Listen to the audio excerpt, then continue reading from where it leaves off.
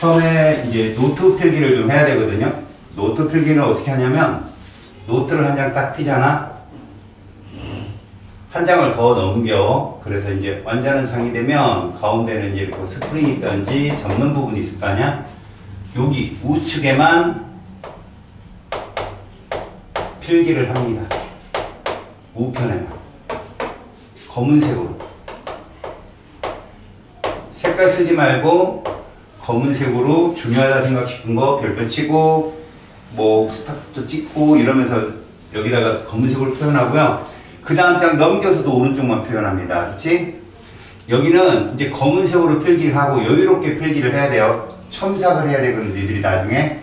자, 노트 필기가 끝나고 나면 이제 여러분들은 이제 여기다 색깔 펜이 들어가는 건 뭐 어때 들어가냐면 우리 교재의 문제를 풀 거 아니야 너희들이. 교재 문제를 풀 때 노트를 참고해서 푸세요. 책을 뒤지지 말고. 노트 있다면 파란색으로 있다라면 뭐 점을 찍어도 좋고요. 그 부분에 이렇게 점을 찍는다든지 글씨 부분에 아니면 밑줄을 친다든지 아니면 별표를 친다든지. 근데 내용이 없다. 그럼 그 부분에다 첨삭으로 써놔요. 자기가 모르는 거예요. 파란색으로, 알았지? 파란색은 니들이 쓰는 교재야. 그 다음에 선생님이 이제 나중에 이제 중간중간 테스트를 볼 거야. 그건 빨간색으로. 얘들은 빨간색으로 표현하십시오. 빨간색은 테스트로. 이러다 보면 파란색, 빨간색이 겹치는 부분이 있을 거야. 그걸 너희들이 모르는 거라고 생각하면 되는 거지. 오케이? 그 다음 왼편은 선생님이 가끔 이렇게 써주는 문장이 있을 거야. 참고. 이거는 교과적인 문제는 아니지만 너희들이 공부하기 위해서 필요한 자료 혹은 이론 이런 것들을 왼쪽에 적어놓고 그 다음에 중요한 게 뭐 있냐. 포스트잇이 선생님 너희들한테 줄 거야. 포스트잇을 주면 이 포스트잇에는 뭐를 적냐면 문제를 푸는 요령이라고 하죠. 로직, 순서, 문제 푸는 로직이라든가 아니면 스킬, 빨리 푸는 스킬, 그리고 종합 정리된 부분 이런 것들을 내가 적어줄 거야. 그리고 포스트잇에 붙여 그러면 왼쪽에다 붙이면 된다. 이 포스트잇은 나중에 너희들이 문제집이나 뭐 풀 때 있잖아. 책상에 붙여놓고 보면서 요령대로 같이 따라서 풀어. 우리는 뭐 싸움이야? 학원은 속도 싸움이야 무조건. 속도가 빨리 나와야 돼. 잘 풀었어? 못 풀었어가 문제가 아니야. 정확하고 빠르게 풀어야 돼. 그래서 가장 지름길인 방법을 선생님이 알려줄 거야. 그 방법대로 문제풀이 연습을 하고 이걸 숙련해야 돼요 여러분들이. 트레이닝을 통해서. 그래서 문풀할 때 꼭 여기다 붙여놓고 쓰고 다 풀이 과정을 연습한 후에는 원위치 노트에다 붙여놔. 알았지? 그래서 이렇게 노트를 필기하고 이런 노트가 계속해서 넘어갈 거야. 그럼 여러분들 이제 인덱스라고 해가지고 붙이는 거 있잖아요. 선생님처럼 이런 거 큰 거잖아. 그지? 근데 요거보다 좀 작은 게 있고 더 작은 게 있잖아. 그지? 요 위에는 인덱스를 붙이세요. 색깔 맞춤하는 게 좋아요. 첫 번째 단원이에요. 우리 출발. 그죠? 그럼 인덱스를 뭐 이렇게 오렌지색으로 했다. 그러면 그 밑에 니들이 모르는 거 있잖아요. 그런 부분을 이거보다 얇은 인덱스 있죠. 그걸 밑에다 장마다 붙이세요. 로직이 있는 곳이라든가 니들이 많이 틀리고 많이 못하는 단어를 붙이세요. 중간고사 때까지 붙여봤자 중간고사가 커다랗게 나눠도 4단원밖에 안 되거든요. 그럼 거기에 이제 인덱스 한 2~3개만 필요한데 색깔을 맞추세요. 대부분. 그 다음에 2단원을 들어가면 여기 색깔 또 다른 거 들어가겠죠. 그지? 노란색이라는 거 들어가. 그럼 거기 또 노란색에 맞춰서 두 번째 단어를 표시해요. 이거 왜 그러냐. 고3이 돼가지고 너희들이 이 노트 하나면 어떤 문제집 못지않게 중요한 자료가 돼요. 자기 자료. 그거 갖고 공부하면 되니까. 알겠지? 이건 이제 고3까지 정시까지 보고선 만드는 문제집이고 우측에 넓은 면은 이제 얇은 면 여기다 붙이고 넓은 면은 고3 때 필요할 거예요. 얇은 인덱스가. 자, 많이 틀리는 곳에 이제 밑줄 치거나 아니면 어쩌면 그 부분에다가 모의고사, 너희들이 본 모의고사에 몇 번 문장이라는 걸 적어 놓을 거예요. 3월달 몇 번 이렇게. 그리고 너희들이 언제든 찾아보면 되니까 문제를 막 스크랩 해놓는 것보다는 그게 훨씬 빨라요. 알겠습니까? 그런 식으로 노트를 만들어 갈 거니까 노트는 차곡차곡 잘 준비해 놓도록 합니다. 알았죠? 자, 그러면 우리가 첫 단원부터 나가는데 일단 그 컨텐츠를 펴봐요. 맨 앞장의 컨텐츠. 잘 보세요. 우리가 화원이 어떻게 이루어지는 과정인가 보여드릴게요. 고등학교 2학년 과정 화학과는요 이렇게 전개가 됩니다. 제일 첫 번째 화학의 첫걸음 단원이 있어요. 우리가 여기가 어디예요? 바로 1학기 중간고사. 화학의 첫걸음. 빠르면 4월, 늦으면 5월 초에 보는 중간고사 단위입니다. 이 단원은 뭐 하는 곳이냐? 일단 우리 주변에 있는 화학의 물질들을요, 화학의 관점에서 이런 게 화학이 많이 도움을 줬어 라고 하는 건 보편적 상식을 배우는 곳이에요. 여기는 암기가 많겠죠. 화학과 우리 생활이에요, 말 그대로. 여기는 굉장히 보편적 상식으로 돼서 암기, 노트 같은 게 많이 필요해요. 노트의 중요성이 반드시 강조되는 부분이니까 여기 꼭 필기도 잘 해놓고 자기가 틀린 부분 꼭 적어놓고, 알겠지? 여기는 솔직히 시험 보기 전날 자세히 봐야 되는 부분이다. 시험 보기 5분 전에 봐야 되는 부분이고, 알았지? 이렇게 해서 화학과 우리 생활에 의식주에 관계되는 것들을 보게 됩니다. 의식주. 물론 건강도 있죠. 이런 거에 관계되는 걸 여기서 배웁니다. 그리고 이런 모든 것들이 예로부터 출발한다라는 걸 보편적으로 배워요. 여기가 좀 어려운 단원이에요. 물질을 배우기 전에 소개 단원으로 배우는 거기 때문에 뭐 출제도 그렇게 내면 좋은데요. 물질처럼 내요. 화학처럼. 그래서 여기는 간단한 지식이 좀 필요한 것입니다. 그 다음 단원이 뭐냐? 여기부터는 다 이겁니다. 양적이라는 거죠. 양적이 뭐예요? 세는 겁니다. 마운트예요. 세는 거. 그러니까 양적 관계를 많이 묻는 곳, 계산을 많이 묻는 곳이 여기에요.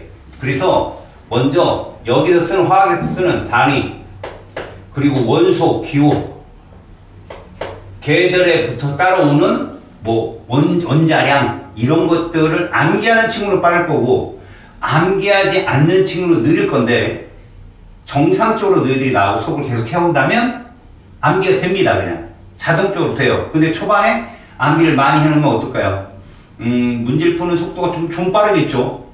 왜? 거기 다 줘요. 탄소 원자량은 12이고 다 주는데 여러분들 그걸 암기하고 있으면 좀 더 빠르게 풀 수 있다는 거죠. 우리는 빠른 속도를 위해서는 영혼도 팔아야 돼요. 여기는. 알았지? 그래서 굉장히 빠른 속도를 위해서는 원소 기호와 원자량을 반드시 알아두고 화학에서 쓰는 단위, 그 다음에 물질의 구분, 이런 것들을 배워요. 물질의 구분이라는 건 선생님이 처음 들어가면서 해줄 거니까 원소냐 화합물이냐 이런 것부터 시작해서 이런 분자냐 이런 것까지 세밀하게 알려줘요. 그건 뭐냐? 우리가 지금부터 화학식을 배울 거예요. 너희들이 통합과학 시간에 화학에 대한 것들을 대충 배웠잖아요. 결합까지도 배웠잖아요. 근데 그렇게 해서 이루어지는 것이 뭐라 부르고 그것들을 어떤 양적 관계에 있는지는 안 배웠단 말이야. 그러니까 분명히 소개는 했어요. 통합과학에서 무슨 소개를 했냐? 원자가 있고 그 원자들이 화학결합해서 물질이 돼. 여기까지만 배웠단 말이야. 여기는 그들의 계산, 그리고 그들이 화학 변화를 통해서 만들어진 것까지의 양적 계산을 볼 수 있는 화학 반응식까지 보입니다. 알겠죠? 그래서 여기는 양적 관계에서 화학 반응식도 보여주고 그다음 화학 식량도 보여주고 거기서 쓰는 단위도 보여주고 마지막에 농도까지 배우면 끝나요. 농도는 뭘 농도를 배울 겁니다. 퍼센트 농도랑 두 개를 왔다 갔다 풀어내는, 그러니까 뭐가 따라올까요? 공식이 따라오겠죠. 하지만 너희들은 공식을 어떻게 한다 안 배울 겁니다. 선생님처럼 어떻게 문제를 풀어내야만이 공식대로 푼 친구들은요, 상대값이라는 기호가 들어오면 머리가 복잡해서 한참 걸려요. 아니, 대부분의 친구는 손도 못 대요. 어디다 뭘 넣어야 되는지 모르기 때문에. 그래서 선생님이 공식 없이 비례 관계로, 알겠죠? 비례식 관계로 문제를 푸는 요령을 여기서 계속 가르쳐 줄 거야. 그런 것들이 스킬로 들어갈 겁니다. 알았지? 그럼 그런 것들을 잘 배워놓으면 자기도 모르게 수학의 천재가 될 수 있는 아주 좋은 찬스를 맞이할 수 있다. 자, 여기가 화학의 첫걸음. 방대합니다. 지식이 방대하고 양적 관계가 들어오기 때문에 우리가 총 4단어를 배우는데 가장 오래 걸리고 어려운 단어입니다. 여기가 수능 정시에서도요, 제일 어려운 문제에 해당하는 화학 반응식의 양적 관계가 여기에 포함되어 있습니다. 알았지? 제일 높은 산이라고요. 그 다음 넘어가면 뭐 나오냐? 얘 나옵니다. 원자가 나와요, 원자. 원자의 원자량이 어떻게 만들어졌고, 원자를 구성하는 입자들이 어떻게 다뤄지고 있고, 그 다음에 그들은 원자들은 주기적 성질이 어떤 변화를 보이고, 그 다음에 무엇보다 중요한 거요. 여기부터는 여러분들이 입에 달고 살아야 될 게 있어요. 무엇이냐? 바로 얘입니다. 얘. 화학은 전자의 학문이야. 내가 화학이 뭐의 학문이야? 그럼 너희들 무조건 전자라고 무조건 부를 줄 알아야 돼요. 모든 주기적 성질이나 이런 것들이 전자 때문에 나타나요. 알겠죠? 전자가 움직임이 가능하다는 거 여러분도 알잖아? 전자가 움직이는 즉시 그게 화학이에요. 알겠죠? 전자가 움직이지 않는다? 그건 물리변화예요. 뭔 말인지 알겠죠? 내가 막 너희들이 막히다면 내가 이런 말을 던질 거야. 화학이 뭐의 학문이야? 전자요? 그러면 해결돼 그냥. 알겠지? 꼭 기억해. 이 원자의 세계라는 것은 분석화학이라고 해서 자료를 분석하는 거야. 그 자료를 많이 알고 자료 분석이 빠른 친구들한테는 유리하죠. 이쪽이. 그럼 원자들이 모이면 뭐가 되느냐? 물질이 되는데요. 3단원이 바로 얘입니다. 결국 이 앞부분에서는 화학결합도 배워요. 왜? 물질이 세계이기 때문에 화학결합이 공유결합만 있는 게 아니거든. 근데 선생님은 1단을 하면서 너희들한테 공유결합이 뭐고 금속결합이 뭐고 이온결합이 뭔지 막 조금 쉽게 가르쳐 줄 거예요. 이쪽은 명확하게 이론적으로 분석하는 곳이에요. 그리고 그들 물질 중에 비금속과 비금속이 공유결합하는 물질을 우리는 특별하게 분자라고 불러요. 걔들을. 그 분자들의 세계를 여기서 밝혀요. 제일 만만한 단원이에요. 공부하면 만만치 않아요. 문제는 다 맞아요, 여러분들이. 왜? 선생님 알려주는 대로 풀면 여기 다 맞습니다. 2학기 중간고사예요, 여기서. 자, 마지막은 뭐냐? 물질까지 다 배웠으니 이것은 역동적 화학 반응이라고 해요. 역동적인 반응. 근데 역동적 반응 중에서도 여러분 가역 반응이라는 거 배우고 중화 반응, 산화 반응, 그리고 열화학이라는 걸 잠깐 배웁니다만 여기서 중요하게 다루진 않아요. 하지만 내신에는 열량을 구하는 방식이라든가 열량계가 어떤 역할을 하는지라든가 이런 것들 다 나오니까 내신은 아무래도 까칠하지만 수능에서는 열화학이 별로 어렵게 안 나옵니다. 1번 문제에 나올 정도로 쉬워요. 이쪽은 역동적 화학 반응이라 해서 그런 물질들이 어떤 화학 반응을 하느냐 배우는 것이 마지막 2학기 기말입니다. 자, 우리가 지금 보여주는 것 첫 목표로 잡아줄 게 여기고요. 여기고요. 그래서 저 단원에 맞게 각 단원만 시험 보는 학교도 있고요. 누적이 되는 학교도 있습니다. 알겠습니까? 너희들은 그래도 단원별 보는 학교예요. 그러니까 그 단원마다 난이도를 따진다? 최고. 여기 최고 점수예요. 총 4점을 레벨을 놓는다면 여기 4점짜리예요. 여기가 3점짜리. 여기가 2점, 여기 1점입니다. 알았지? 그러니까 여러분들은 첫 타부터 어려운 걸 만났기 때문에 이게 만약에 이해가 간다. 자기가 웬만한 문제 선생님 풀리는데요? 그럼 여러분들은 여기를 놓고 칠 수 있습니다. 무조건. 알았지? 그러니까 그렇게 할 수 있도록 조금만 정신을 차려봅시다. 알았죠? 자, 그래서 우리는 화학을 들어갈 때 여러분들 알아야 될 거. 화학을 들어가게 알아야 될 거. 주기율표 암기하세요. 주기율표. 여러분들 주기율표 뭔지는 알죠?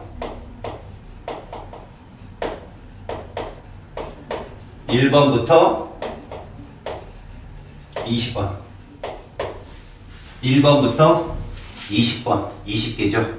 20개를 그림으로 스킵하세요.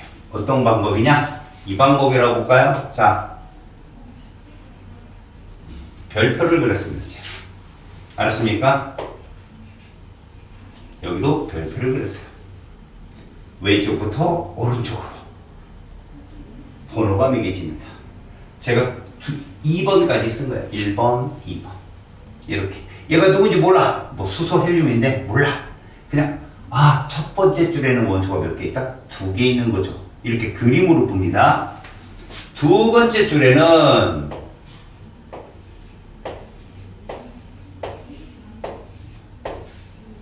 8개가 있습니다. 이해 갔어요? 첫 번째 줄에는 2개가 있고요. 두 번째 줄에는 8개가 있어서 도형이 같은 모습은 같은 주기라고 부른다는 거 기억나죠? 그죠? 그럼 이게 몇 번일까요? 10번입니다. 맨 오른쪽 세로줄에 있는 애는 번호 알아둡시다. 이거 몇 번이라고요? 2번. 얘는 10번. 이렇게 아래점자로. 그 다음에 있는 애들이 이런 거죠.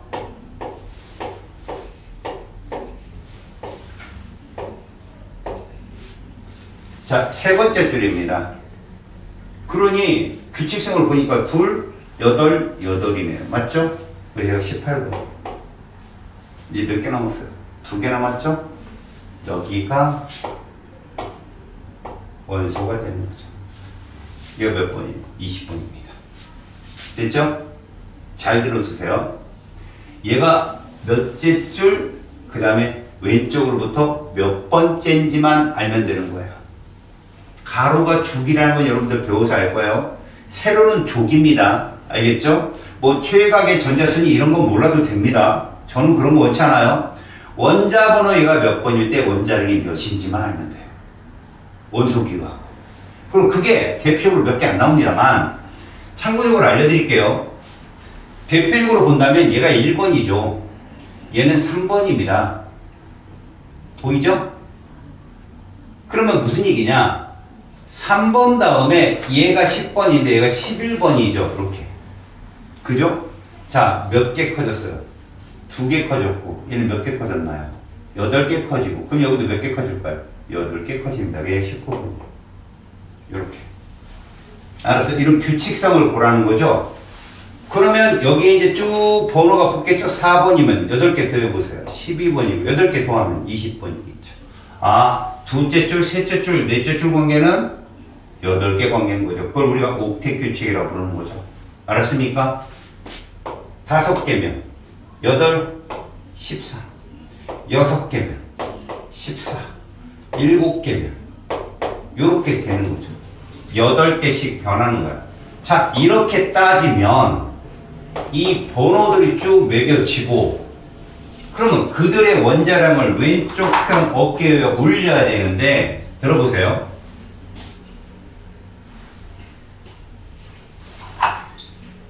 1번은 1이에요. 수소는 2번은 4예요. 3번은 얼마냐? 7이에요. 4번은 9고요. 5번은 11입니다. 6번은 12, 7번은 14, 8번은 16, 9번은 19, 10번은 자, 요런 게 수열축이거든. 노란 거의 특징이 뭐예요? 곱하기 2. 짝수는 곱하기 2 하세요. 그러면 원자량이 나와요. 빨간 거의 특징이 뭐죠? 곱하기 2 한 다음에 더하기 1을 한 거죠. 이게 홀수예요. 그럼 흰색은 특징이 뭐예요? 예외인 거죠. 우리가 지금 내가 말한 건 법칙이 아니에요. 그냥 20번까지 외우는 어떤 룰이죠. 우리끼리 만든 룰입니다. 예외라고 하면 짝수인데 예외니까 더하기 1. 홀수인데 더하기 1 하지 않으면 돼요. 이해가요? 그래서 7번은 14, 9. 얘는 홀수인데 그냥 예외죠. 1. 수수는 1이니까. 그럼 우리가 불러볼까요? 11번은 누구냐? 그러면 홀수니까 23이 되겠죠.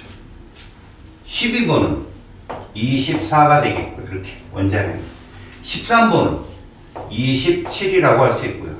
14번은 이렇게 원자량을 외운 겁니다, 여러분들이. 15번은 여기에 15번이 인이다라는 거, P라고 우리는 이런 거 정도만 알고 있으면 되겠죠. 그 다음에 16번은 32가 될 거고요. 자, 17번은 얘입니다. 얘는 이렇게 보셔야 돼요. 35.5로. 이거 동위원소가 무시할 수 없을 정도로 많아서 나오는 현상이기 때문에 참고로 알아두고 18번도 예외예요. 얘를 원자량 쓸 일은 거의 없다고 보시면 돼요. 얘는 40으로 표현하고요. 19번은 39고요. 20번은 40. 이걸 암기하셔야 됩니다. 아시겠죠? 원소 기호와 함께 원자 번호, 그 다음에 원자량까지 암기를 하시면 푸는데 유용하겠죠. 특히나 우리는 1단원에서요. 지금 오늘 수업하는 와중에는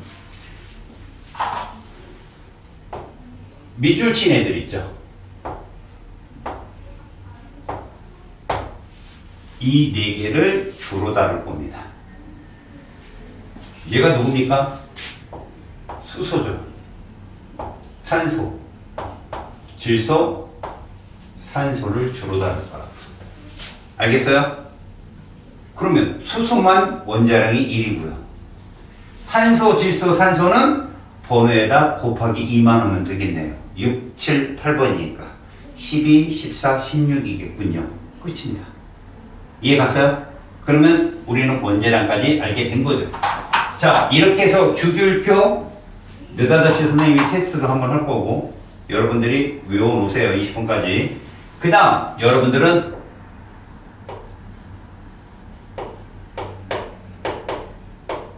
얘를 구분할 거예요. 물질과 원자를 구분할 거라고요. 원자는 이런 게 원자라고 보시면 됩니다. 뭐라고 부르느냐? 꼭 뒤에다가 얘를 써줍니다.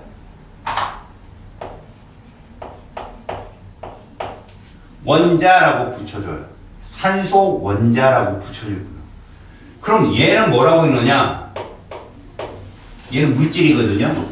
얘는 일단 수소라고 읽어요. 수소 기체라고 읽어요. 수소 분자라고도 읽어요. 이런 차이가 있어요. 알겠어요? 근데 저렇게 안 읽는 애도 있습니다. 여기 있는 애들이. 얘들 혼자 있어도 물질이야. 그래서 18족이라고 부르는 거예요. 쟤들을. 알겠지? 그럼 우리는 이런 것 구분은 차근차근 해가지만 얘를 구분을 못하면 이 장이 문제를 풀기가 어려워집니다. 자, 이건 참고로 여러분들이 노트 왼쪽에 쓰셔야 됩니다. 잘 보세요.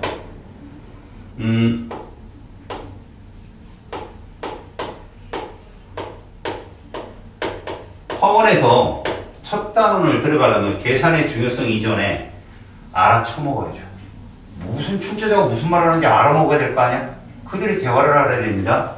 자, 물질이라는 건 커다랗게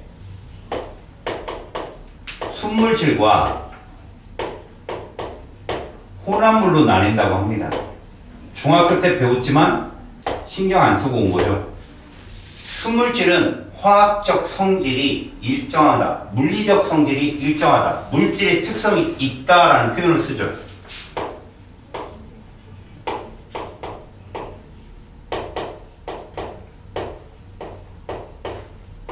일정하다 합시다.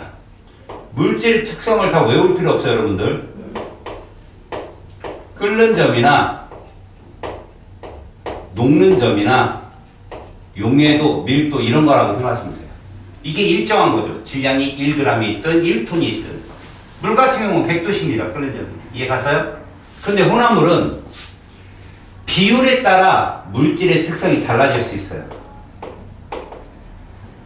물질의 특성이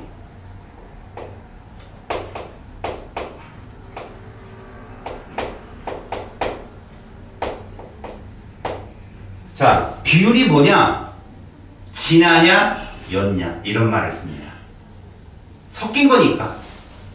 우리는 이거를 균일한 혼합물일 경우 용액이라는 표현을 쓰거든요. 용액은 순수한 물질이 아니에요. 균일한 혼합물인데 얘들이 용액이 많이 섞여 있으면 진하다고 하고 적게 섞여 있으면 옅다라고 얘기해요. 그럼 그들은 진할 땐 끓는 점이 높을 거고 옅을 땐 끓는 점이 좀 낮을 거고 그런 거죠. 그러니까 물질의 특성이 비율에 따라 달라지는 애들을 우리는 혼합물이다라고 부른다는 겁니다. 자, 우리가 원하는 건 얘예요. 얘를 구분을 잘하자. 순물질은요. 자, 원소와 화합물 1번에 나오는 문제예요. 자기네 학교 선생님이 원칙적 선생님이라면 이런 거 죽여줘요. 원소와 화합물. 자, 여기서 한 자. 우리는 얘도 배우지만 여러분 제가 20개 원소라고 해서 얘기하죠. 여기서도 얘를 배워요. 여러분. 얘와 얘가 같느냐? 아니다. 쟤는 원자적 개념의 원소고 물질적 개념의 원소라는 거죠. 동음 이유예요. 원소는 우리가 뭐라고 풀어내냐? 성분이다. 알았어요? 원소는 성분입니다. 머리가 좀 안 돌아요. 성분 뭐 알 것도 같은데 구분이 딱 안 되죠? 이걸 보시면 돼요. 대문자의 숫자를 보시면 됩니다. 이 대문자 몇 개 있어요? 하나 있죠? 한 종류 원소예요. 아시겠어요? 이게 물질이죠? 이게 몇 종류 원소로 되어 있어요? 한 종류 원소로 되어 있어요. 근데 아래점자 뭐라고 써 있어요? 이 원자예요. 아시겠어요? 원자는 개수를 셀 때 쓰는 개념이고 원소는 성분을 따르는 거죠. 알았습니까? 아래 점자를 합치면 원자가 되는 거죠. 이게 물질이거든요. 저기 어떤 물질인지 모르겠지만 저 안에는 원자가 몇 개 있다? 3개 있다는 거죠. 원소는 몇 종류 있다? 2종류 있다는 거죠. 대문자가 2종류니까. 저 정도는 알고 가야 된다는 거지. 그래서 원소는요, 다른 거 아니에요. 물질 중에, 얘 말고요, 물질 중에 구성 성분이 한 종류. 화합물은 구성 성분이 두 종류 이상. 이렇게 보시면 되겠죠? 탁 안 들어옵니다. 예를 한번 들어볼게요, 여러분.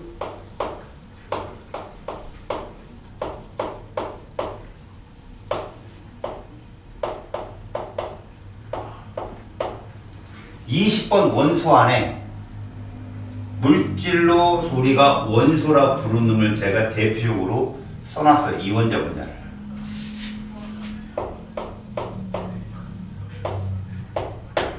이런 거죠. 여러분들은 얘가 물질이니까 무슨 결합을 하고 있을까 아직 몰라요. 아직 모른다고요. 하지만 적어도 얘들이 원소라는 물질이다라는 건 아셔야 됩니다.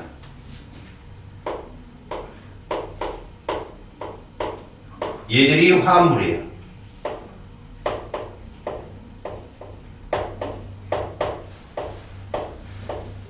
얘네들. 누가 분자고 누가 분자가 아니다 아직은 몰라요, 여러분들이. 하지만 얘는 화합물인 거죠. 원소는, 화합물은 이런 걸 화학식이라고 불러요.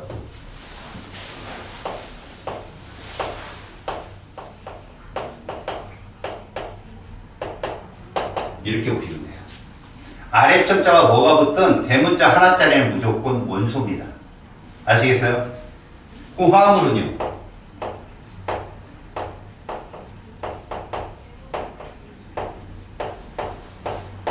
이게 화합물이에요. 그러니까 얘는 화합물인 거예요. 이해 갔습니까? 이런 것부터 구분할 줄 알아야 됩니다.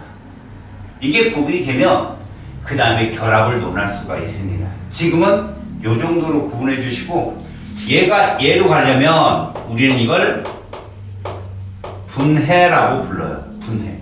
열로 분해하면 열분해, 전기로 분해하면 전기분해가 되는 거지. 뭐가 움직인다. 그렇지, 그렇게 얘기하는 거라고요. 전자가 움직이는 거라고요. 분리와 분해는 다르잖아요. 저건 화학 변화잖아요. 전자가 움직이는 거예요. 무조건. 아시겠지? 그러면 봐. 이제 혼합물은 두 개로 나누는데,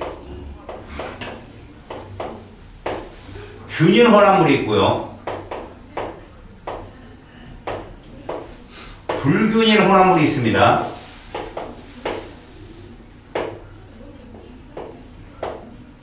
얘를 이렇게 쓰는 거야, 우리가. 용액이다. 알겠어? 용매가 물이면 수용액이다. 이렇게 부르는 거라고요. 그러면 균일 혼합물 용액은 우리가 배운 것 중에 뭐가 있느냐? 자, 용액이라 하면 잘 보세요. 용매에 용질이 뭐 하는 거죠? 섞이는 게 용액이었잖아요. 그렇게 섞이는 과정을 우리는 용해라 부르고, 그런 애를 용액이라 부른다. 균일한 혼합물이다. 어느 부분을 취하든 비율이 똑같다는 얘기죠. 그런 애가 누가 있느냐? 자, 첫 번째, 물에 설탕을 녹이면 우리는 뭐라 불러요? 설탕물. 자, 이런 거는 고등학교 2학년 학생만 다 압니다. 근데 조심해야 될 편견이 뭐예요? 액으로 끝나다 보니까 액체라고 착각하는 친구들이 많다는 거죠. 액이라고 하는 것은 우리가 번역을 하는 과정에서 얻어지는 어떤 전미사 정도로 보시면 됩니다. 용액이 액체의 액이 아닌 거죠. 잘 보세요. 우리는 이렇게 볼 수 있습니다. 질소가 있는데 그 중에 산소와 아르곤과 여러 가지들이 섞여 있죠. 이산화탄소도. 그걸 우리는 이렇게 불러요. 기체 용액입니다, 이게. 아, 용액이라는 게 꼭 액체만 있는 게 아니구나라는 거죠. 혼합기체라는 말 쓰잖아요. 이제 여러분들 문제 풀 때 그런 말 되게 많이 나와요. 혼합기체. 서로 반응하지 않는다. 용액입니다. 아시겠어요? 그렇게 부르는 거예요. 기체용액이구나, 이게. 그래서 여러분들이 알고 있는 혼합기체는 모두 기체용액입니다. 그러면 얘만 있느냐? 아니죠. 이렇게 되면, 자, CU에 SN이 섞이면 얘를 우리는 이렇게 불러요. 청공유. 신석기 다음에 나온 거. 이걸 우리는 뭐라고 불러요? 합금이라고도 하잖아요. 합금. 맞죠? 고체용액. 자, 구리에 아연을 섞어요. 황동유. 황동은 본 적이 없나요? 기념 주어가 황동이고요. 여러분 한정식집 가봤어요? 좀 고급스러운데. 숟가락 밖으로 무겁잖아요. 그게 노세라는 놈인데 이게 황동이에요. 합금이라고, 고체용액. 아, 용액이라는 게 균이라는 혼합물을 뜻하는데 기체, 액체, 고체가 모두 있는 거구나. 맞습니다. 아시겠어요? 그러면 선생님 불균형 혼합물은요, 얘 딱 하나 배워요. 얘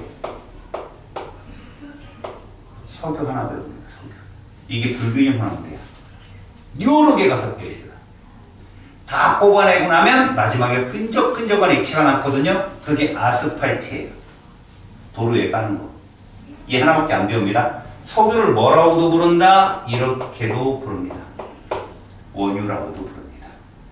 알겠죠? 석유는 원유라고 부른다. 이 정도면 지금 출발됐어요.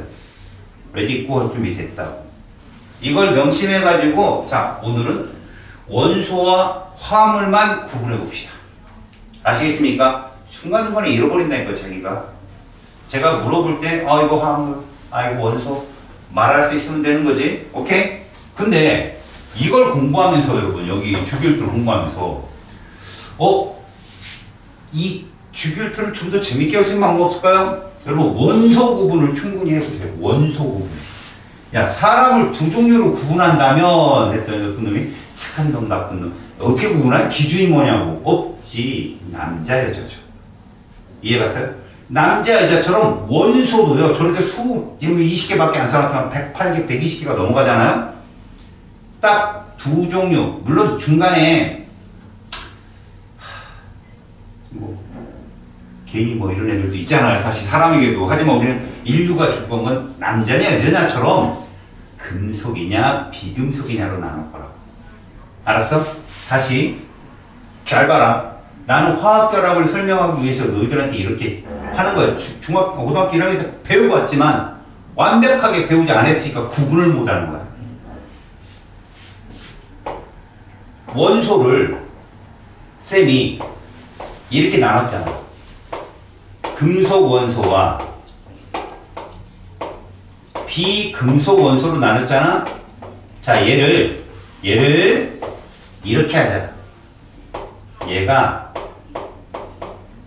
이거고 얘가 이건 거지.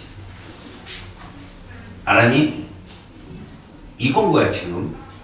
나중에 이걸 계속 내가 얘기할 건데, 빛이 나고 얘는 단단하고 좀 강한 느낌이 들잖아. 얘네들이 금속이고 좀 약하지만 밀도가 작고 색깔도 있어 화려하고 뭐 이런 것도 있는데, 화려하면 얘들이 화려하지. 뻐쩍뻐쩍하니까 금속들은. 그치? 뭐 자고로 순놈이 더 이뻐. 왜? 암꽃을 꼬시려고. 결국 그거 하나야. 사자도 목도리 하나 있잖아. 그치? 어떻게든 암꽃은 잘 보이려고. 힘이 세고. 금속을 음양오행에서는 뭐라고 그러냐? 동양 철학이야 양이라고 그래. 얘를. 따뜻하고 건조하다 해가지고. 비금속 원소 열을 음양오행설에서는 음이라고 불러. 어둡고 습하다.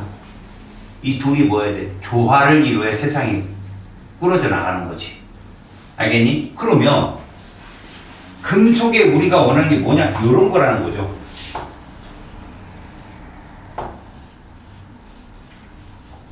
뽑혀온 거 아니야? 요게 금속입니다. 몇 개예요? 7개. 20번까지 제들. 제들을 니들이 알아볼 수 있느냐는 거지. 제들을 알아볼 수 있느냐는 거야. 나는 한마디만 뜩 할 때니까 기억이 나는 친구는 이쁘게 써놓고, 그렇지 않은 친구는 날려도 돼.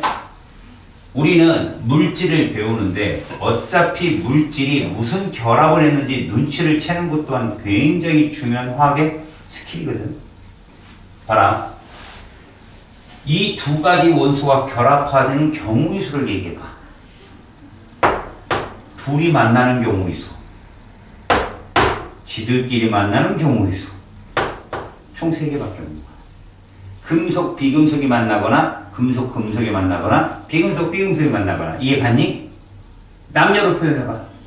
남, 여가 만나면 뭐 해야 돼? 결혼해야지. 싫으면 이혼해야지. 이혼결합 애들이. 알았냐? 라임을 맞춘 거야. 알았어? 괜히 맞나? 저 사기치는 거 아닌가? 이러지 마. 그냥 이혼결합이라고 불러. 그런 것들을. 얘들이 양용이 되고 얘들이 음용이 되었을 때 전하를 띈 그 순간적인 정전기적 인력으로 탁 결합하는 거야. 전기력으로. 근데 그래서 중요한 거지. 화학이 뭐야 뭐냐고? 전자. 밑받침만 바꾸면 정자. 그 집 주고받잖아. 남녀란 말이야. 얘들은 전자를 내놓는 애, 얘는 받는 애고. 동양 철학이 무시할 게 안 된다니까. 외국의 철학, 그 과학을 다 받아들일 수 있어. 이걸 연구하는 외국의 과학자들 되게 많아. 결국은 남녀가 결합하는 게 이혼결합이야. 그러다 보면 이걸로만 생각해. 물질을 받아보면. 오? 그럼 얘들은 선생님, 절대 대문자가 하나 있으면 안 되네. 당연하지. 대문자가 하나 있다는 건 혼자 이 말 안 되는 거잖아. 오늘은 남자, 내일은 여자. 이럴 수는 없잖아. 남녀가 만나기 때문에 얘들은 100% 이혼결합은 화합물만 존재한다. 이해가냐? 이혼결합은 100% 뭐만 존재할 수밖에 없다? 화합물만 존재할 수밖에 없다. 두 번째. 자, 금속과 금속이 만나는 경우, 남자가 얘들아, 남자가 은근 자존심이 세. 그리고 막 친구들이 의리 이럴 것 같지? 별로 의리가 세지 않아. 자기 자신이 제일 중요해. 그래서 금속은 자기 자신만 결합해. 그럼 대문자가 몇 개일까? 하나야. 알았어? 거기 자기 자신이니까 아무것도 밑에 첨자를 쓸 필요가 없어. 그래서 아무것도 안 쓴 원소가 누구냐? 이 중에 얘하고 얘잖아. 이게 금속이야. 알았어?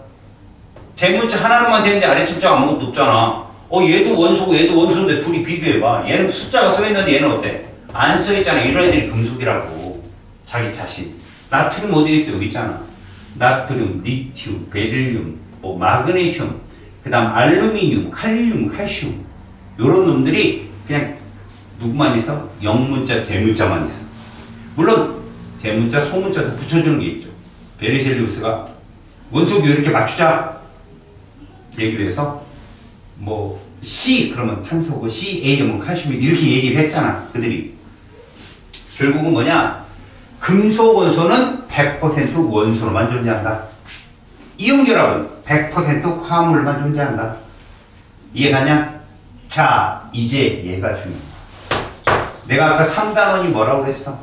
원자의 세계가 끝나면 분자의 세계를 배운다고 그랬지? 그 분자라는 애들이 얘들끼리만 결합하는 물질들을 분자라고 부르는 거야. 비금속끼리. 그럼 머릿속에 기억해. 비금속끼리 결합한 게 분자구나. 아니야. 금속이 없다. 이렇게 요 알았어? 공유결합. 이걸 공유결합이라고 부르는데 공유결합은 금속이 존재하면 안 돼. 그럼 또 다르게 말하면 뭐가 되지? 아, 분자라고 불리는 애들은 금속이 없구나. 분자라고 불리는 애들은 금속이 없는 애들이야. 이온결합은 뭐만 존재한다 그랬지? 100% 화합물. 그러면 금속결합은 100% 원소. 얘들은 원소와 화합물이 모두 존재해. 봐라. 원소는 이렇게 존재해. 아, 여기 여학생들이 없어 그런데 여학생들 화장실 가면 둘이 같이 가요. 알겠어요? 심지어 화장실에 둘이 들어가는 애들 있더라고.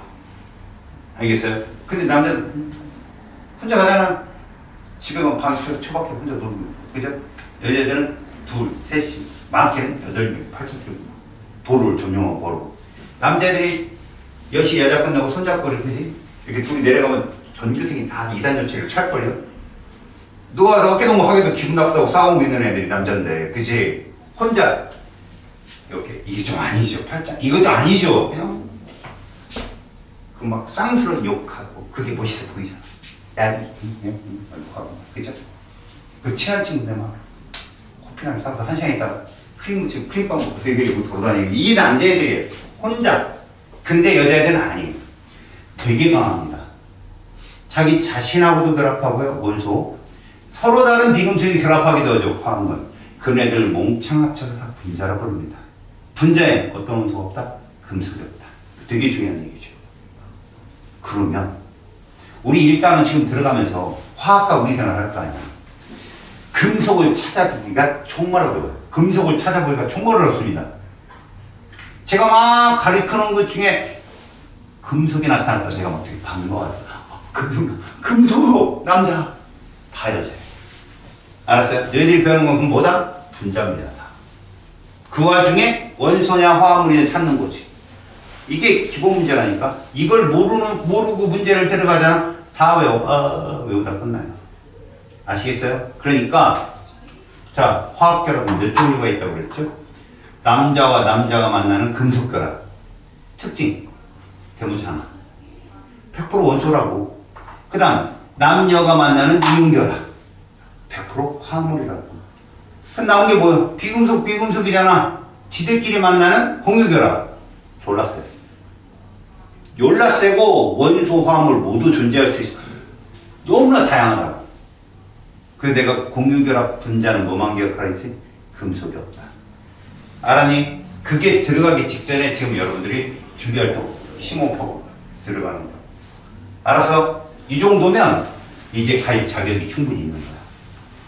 여러분들 페이지를 열어보면 이제 컨텐츠는 끝났고 뭐 3, 4, 1, 2, 3, 4 좀 다 줬고 내가 페이지 10쪽 알겠냐? 여기부터 한 방에 끝까지 나가겠다. 알았지?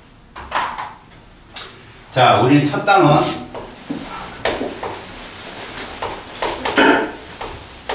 제목과 같이 얘를 띄워보겠다. 이 장은 뭐냐? 물질의 소개야. 물질의 소개. 우리 주변의 물질 중에 이런 것이 우리한테 이런 영향을 줬어 라고 하는 거.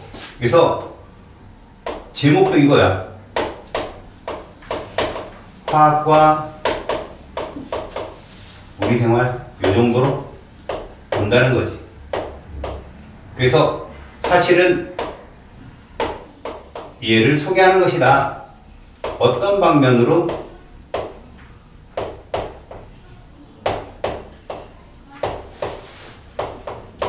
요 측면에서 보는 거야. 첫 번째가 이제 제목을 보면서 보는 거지.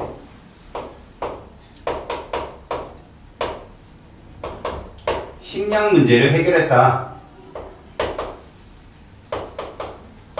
이런 얘기지. 자, 식량 문제를 해결했다는 건 식량이라는 관점을 이렇게 보자. 또 여기 또 베이테리언이 있는 건 아니잖아. 그지? 혹시 무지하게 좋아하잖아. 그지? 우리 또, 나도 선생님도 되게 좋아하거든. 근데 여기 철저하게 쌀, 밀, 옥수수 이런 걸 보자는 거지. 자, 식량이라는 건 이쪽으로 보자는 거야. 식물성.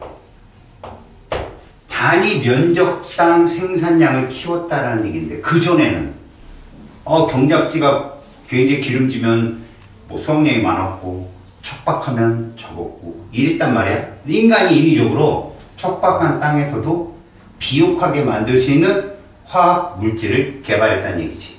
그게 누구냐? 얘야.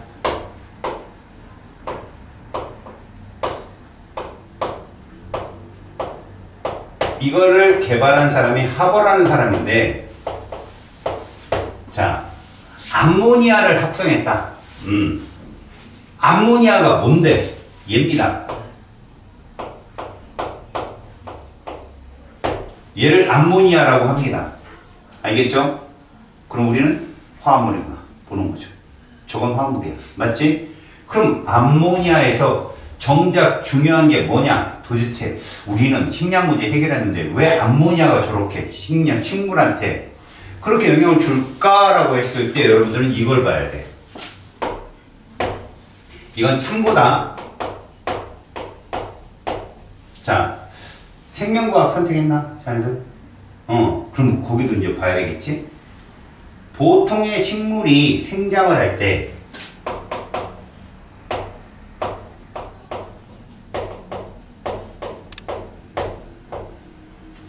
식물이 생장을 한다. 그럼 분열을 하는 거야. 분열. 엄밀히 말하면 세포 분열이지. 그럼 그것도 화학 변화라고. 화학 변화. 알겠어? 화학 변화라면 그 속도가 물리 변화보다는 어떻겠냐? 느리단 말이야. 알겠냐? 에너지가 많이 들어간다는 거지. 그 에너지를 낮춰주는 게 촉매 역할이잖아. 그지? 우리 몸에 촉매 뭐 있어? 아는 거 하나만 대봐. 좋아요. 그런 걸 다 뭐라 불러요? 효소. 맞아. 효소의 작용, 부작용 때문에 지금. 알겠습니까? 바로 그 효소. 그게 주성분이 단백질. 알았니?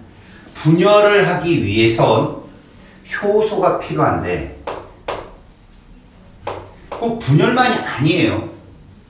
이 효소가 바로 단백질인 거죠. 단백질의 단위체가 뭐예요? 그렇지요. 얘를 이런단 말이죠. 여러분들이 주목을 해야 될 게 얘고요.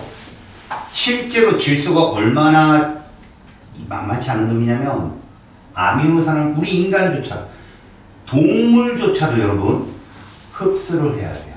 종속 영양생물이에요. 그래서 우리가 먹어야 된단 말이야. 아미노산을. 자체적으로 만드는 아미노산이 별거 없어요. 한 21개 필수 아미노산을 섭취해야 돼요. 식물이든 동물이든 뭔가를 먹어서 섭취를 해야 될 정도로 질소가 되게 중요합니다.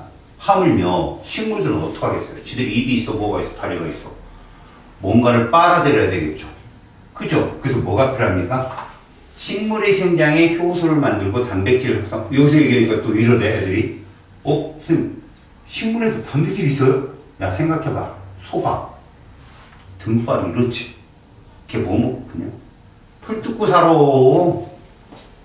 등치 이렇잖아, 애들.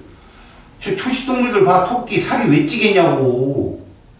그러니까 강냉이도 연락처 먹으면 뚱땡이 되는 거야. 알았냐? 그러니까 식물성인 물질 속에도 단백질은 존재한다는 얘기지. 동물성 음식보다는 적겠지만. 근데 콩 같은 경우는 또 아주 알차게 들어있죠. 콩. 식물성 단백질이니까. 그래서 참고로 뭘 알면 좋냐면 과연 식물은 그럼 어떻게 질소 원자를 섭취하느냐는 거야. 자, 질소의 합성. 우리가 보통 공기 중 질소를 어떻게 식물이 합성하나 봐봐.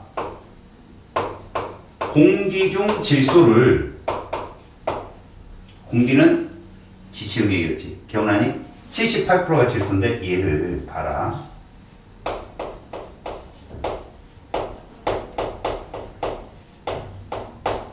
자, 친하지 않은 애가 나왔어. 얘 이름 아는 사람 슬쩍 날 보고 웃어봐. 얘 아는 사람 이름. 아, 안 친해. 그러니까 얘가. 그래서 내가 친한 이름을 해줄게. 참고에 쓸 게 많아 오늘. 잘 봐라. 이 말은 들어봤어?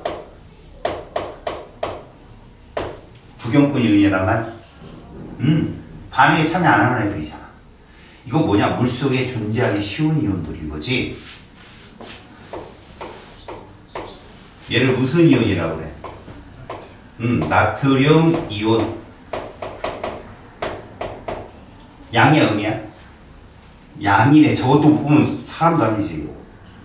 저 금속 원소 아니에요? 맞았어. 그런 거야. 저 원래 금속이었던 거지. 근데 양이 된 거야, 지금. 무슨 이온이야?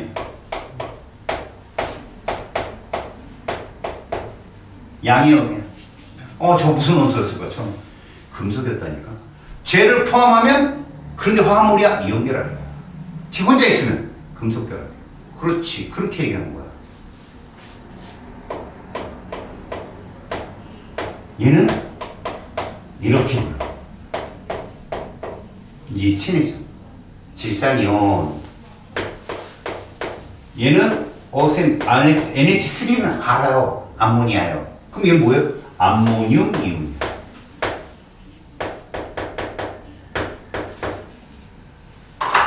자, 따라해봐. 따라해봐. 뭐 한다고? 칼질한다고. 칼질함. 자, 이거를 단순하게 저렇게 만든 거냐? 아니야. 중2 때, 그리고 나중에 사설 모의고사, 아니면 교육청문회에서 너희들이 중학교 때 배웠다 해가지고 나오는 것들이 가끔 나올 수 있다. 그게 침전 반응이라는 반응이야. 침전을 외웠지, 막 열심히 외웠잖아. ADCL, 흰색침, 이런 거 외웠었잖아. 잘 봐라. 이렇게. 질산은 수용액. 잘 봐. 화합물이야, 원소야.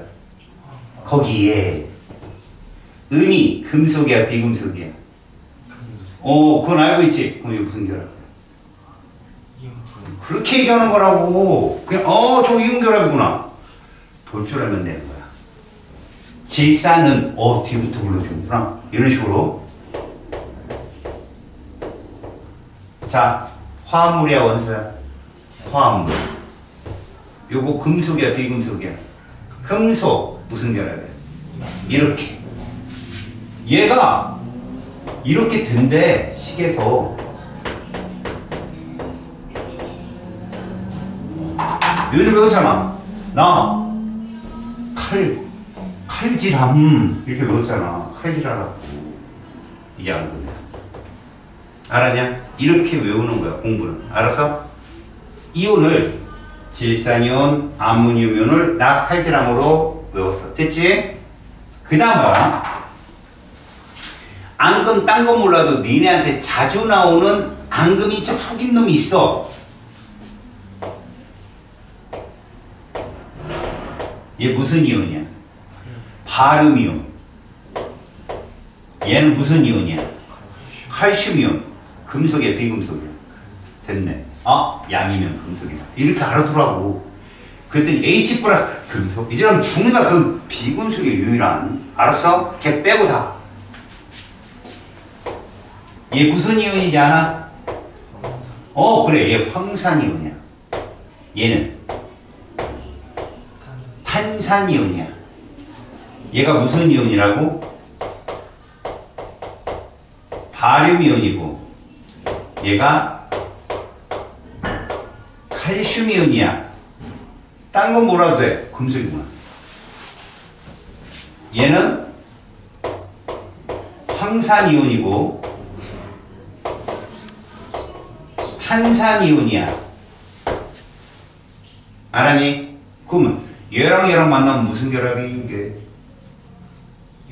그렇게 얘기하는 거라고. 아, 금속 들어가고 화합물이면 이온 결합인 거야. 그래서 얘랑 얘랑 만났더니 이게 된 거야. 얘랑 얘랑 만났더니 이게 됐고. 이름 부를 때 뒤부터 부르면 탄산바이옴 이런 식으로. 그러면 얘는 무슨 칼슘? 황산칼슘. 얘는 무슨 칼슘? 탄산칼슘. 알았니? 잘 봐. 파. 이거 카라고 읽는 놈 있잖아. 파카. 알았어? 사. 탕. 무슨 색깔이야? 바깥탕. 이 하얀색 앙금이야. 알겠어? 이렇게 다원자 이온들을 명분으로 외우라고. 명분으로. 알겠어? 박하사탕, 낙할질함에서 여러분들 보시면 양이온들은 금속이온. 오, 쌤! 양인데. 그래서 얘도 금속이온 취급해요. NH4Cl 이러잖아? NH4Cl 이거 이온 결합이야. 뭔 말인지 알겠냐? H만 예외라고, 걔만 조심하라고. 니들은 지금 가볍게 얘들 외웠어. 질산, 아모늄, 낙할질, 그지? 얘가 바로 식물이 흡수 형태라고 해. 동물도 이런 무기물을 흡수할 때 미네랄이라고 하지. 철분 이런 거 흡수할 때 이렇게 이온의 형태로 흡수하는데 이렇게 하는 걸 뭐라 부르냐? 이렇게 불러. 시험에 나오진 않는다. 참고니까. 이걸 해주는 박테리아가 뿌리혹 박테리아야. 혹은 아조토박터라고도 불러. 아조토박터, 뿌리혹박터, 아조토박터. 아조토박터 좀 더 큰 얘기거든. 얘들이 콩가루 식물에 붙어 있거든. 그래서 콩가루 식물들은 뿌리혹박테리아랑 공생관계야. 얘는 공기 중에 있는 질소가 정말 안 끊기잖아. 안 끊어지니까 78%지. 이 아이를 이렇게 분해를 시켜서 이온으로 만들어서 콩이 흡수할 수 있는 형태로 바꿔주는 거지. 콩은 이걸 열심히 아미노산을 합성해서 단백질을 공급해 주는 거야. 얘한테. 먹이를 주고 원료를 주는 거지. 얘들아. 그러면 콩은 기름진 땅에 안 심어도 잘 자라겠네. 맞아. 그래서 보면 논뚝이나 니들 그 운동장 마사토가 잔뜩 깔리면 운동이 시원하다니 커. 왜? 얘는 공기를 질산과 암모늄으로 바꿔주는 거기 때문에. 뭔 말인지 알겠어? 자, 그 다음에 공기 중에 질소가 가끔 얘로도 바뀌는 형태가 있거든. 내가 지금 이렇게 써놨어. 이거 화합물이야, 원소야. 화합물, 얘도 화합물. 그래서 일산화질소, 이산화질소라고 그러거든. 얘들이 말이야, 공기중의 질소가 이렇게 바뀌는 경우가 극히 드문 경우인데, 얘를 통해서 이렇게 될 수 있어. 2만 볼트의 번개가 치면 공기중의 78%가 질소이고, 그 중에 일부의 질소가 이렇게 바뀌어. 그럼 얘가 뭐로 내리면? B로 내리면 이렇게 바뀌는 거야. 그래서 식물이 흡수할 수 있는 형태야. 그리고 마지막이 오늘 배우는 암모니아. 알았어? 암모니아 이거 어디서 만들어져? 공장에서 만들어지는 건데 누가? 보슈라는 과학자가 얘로 바꾼 거야. 얘를 뿌리면 질산이나 암모늄 형태로 얘가 변해. 공급해 주는 거야, 쫙. 자연에서는 이걸 할 수 있는 게 이제 재를 태우는 거지, 재. 옛날에 니네 볏짚 같은 거 있잖아. 요즘 논두렁에 가면 뭐 허연 거 이렇게 말려 있는 거 있잖아. 그 마시멜로우처럼 막 있는 거 봤어? 그게 볏단이잖아. 그거 봄이 되면 태워요. 그럼 뭐가 돼? 재가 되지? 그게 염기성이거든. 땅이 영양분이 다 빠지면 쪽쪽 갈라지잖아. 알칼리성이라고 그래. 그래서 마사토가 잔뜩 있는 척박한 땅은 다 산성토양이라고 그러거든. 그 죄를 뿌리면 얘가 중성화해서 벌레들이 끼어들어. 그러면서 질산과 아모늄이온들이 만들어지거든, 거기서. 그러니까 그러려고 쓰는 거야, 그게. 근데 우리는 이걸 개발해가는 거지. 알았니? 그래서, 보자. 우리는 하버법을 봐야 된다. 자, 질소를 선생님이 이렇게 쓴다고 얘기했어. 질소, 기체. 그 다음 또 뭐라고? 질소, 분자. 아, 공유결합이구나. 이해가니? 여기까지 보여? 아, 금속이 없으니까 공유결합이지. 저걸 분자라고도 부른다는 거지. 얘를 수소랑 만나게 하면, 응? 얘가 합성된다는 거야. 그럼 여기 있는 물질은 다 분자인 거지. 그리고 우리는 화살표를 써준 좌측을 반응물이라고 해. 우측은 생성물이고. 그래서 대부분 이 화살표는 생성된다는 뜻도 갖고 있고, 무엇도 갖고 있느냐?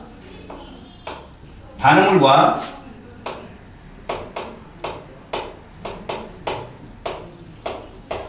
생성물의 질량 관계가 똑같다는 것도 갖고 있어. 자, 화학 반응식이 어떻게 만들어지느냐? 얘 때문에 만들어지는 거야.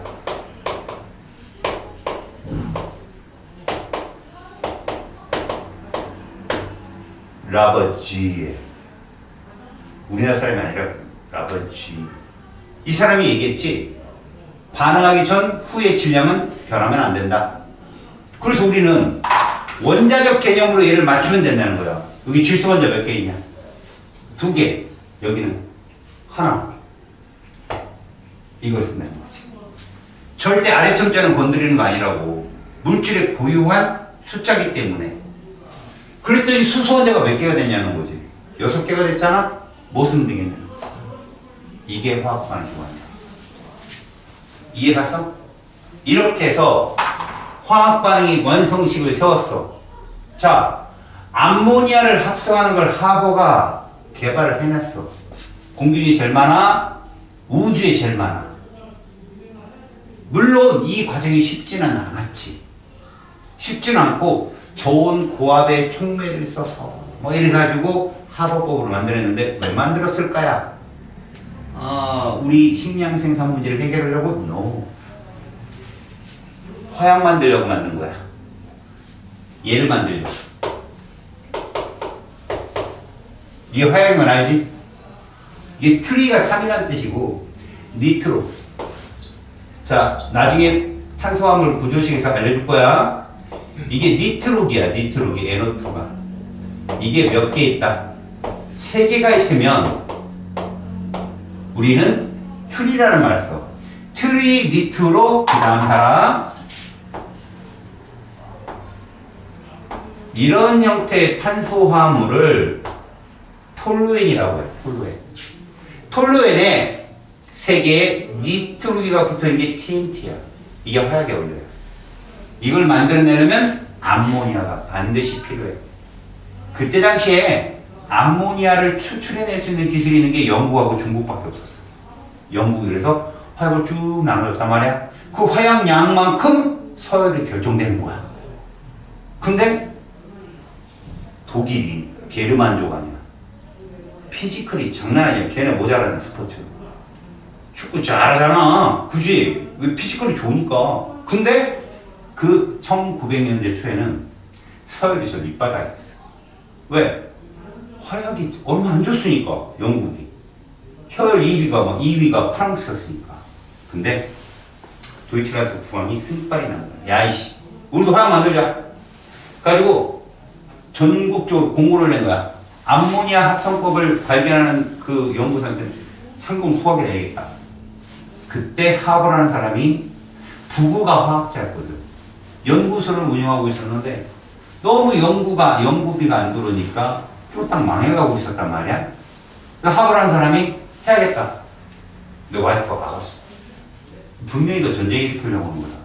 당신이 성공하면 전쟁은 일어난다. 수십만 명의 사람이 죽게 된다. 하지 마. 근데 합은 어쩔 수 없이 결정을 하게 돼. 연구를 해. 혼자. 와이프 몰래. 성공해. 그래가지고 딱 정부에게 이 기술을 넘겼어. 넘기자마자 1년 있다가 전쟁이 터졌거든. 그 유명한 오스트리아 국왕 암살 사건 이걸 조작해가지고 전쟁이 1차 세계대전이 그래서 일어난 거고. 그래서 그 전쟁이 일어나고 폴란드를 얘들이 침공하고 프랑스가 서유리니까 미넨마 왜 걔 건드려? 그랬더니 뭐? 이걸 원했거든요. 그래서 싸워서 남까지 밀려 쫙 서해까지 그 도보해협 있잖아요. 영국이랑 프랑스 그 해안까지 밀려 겨우 그랬겠지 얘들이. 영국이 누가 우리 동생을 창조하고 걔들도 작살났어. 그래서 연합을 해 주변 나라가. 그게 최초의 세계대전인 거야. 1차 세계대전. 50만 명이 죽죠. 그래서 하버 와이프가 자살해. 하버는 떼도는 거야. 지위도 상승하고. 그랬는데 이게 나중에 어떻게 되지? 나중에는 보슈라는 과학자에서 질소비료로 바뀌고 100만 명 이상이 살게 된다. 그것 때문에. 알겠니? 그래서 식량 문제가 해결됐다라고 얘기하죠. 하버는 참고로 2차 세계대전이 누가 일으켰어? 히틀러가 일으키죠. 그래서 걔가 누구를 그렇게 많이 죽여요? 유대인을 많이 죽였죠. 하버가 유대인이야. 그래서 얘 추방돼서 오스트리아에 불 맞아 죽어. 인생이 비참했지만 이 연구를 이제 유익한 것으로 바꿨다. 이게 첫 번째 장이야. 그럼 뭐가 나오냐? 이 반응물과 그 생성물 중에 화합물은 몇 종류? 한 종류. 원소는 몇 종류? 두 종류. 물질의 원소를 묻는지 종류의 원소를 묻는지 꼭 기억하라고. 알았지? 그러니까 분자가 세 종류입니다. 분자가. 이건 어려운 말이고. 알겠죠? 그 밑에 있는 내용 먹는 곤충이니 꽃이니 가두리 양식이니 다 필요 없다. 나중에 니네가 그걸 틀렸다? 그럼 여기다 파란색 불로 쳐놓기만 해. 알았지? 그럼 필요 없고 이게 중요한 얘기야. 단위 면적당 생산량을 증가시켰다. 이게 중요한 말이라고. 선생님이 이렇게 책 부비를 쓰지만 니들은 다 검은색이야.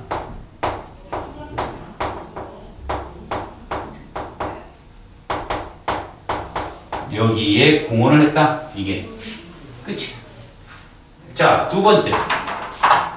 오른쪽 페이지로 넘어가. 의료 문제를 해결했다. 여기는 조금 분석이 좀 필요하다. 그 전에 인간은 무엇을 입었느냐는 거죠. 이걸 입었다는 거야. 천연섬유를 입었다. 그러면 천연섬유는 문제가 있으니까 우리가 지금 의료 문제를 화학이 해결했다고 나오는 거 아니야. 나온 섬유가 얘예요.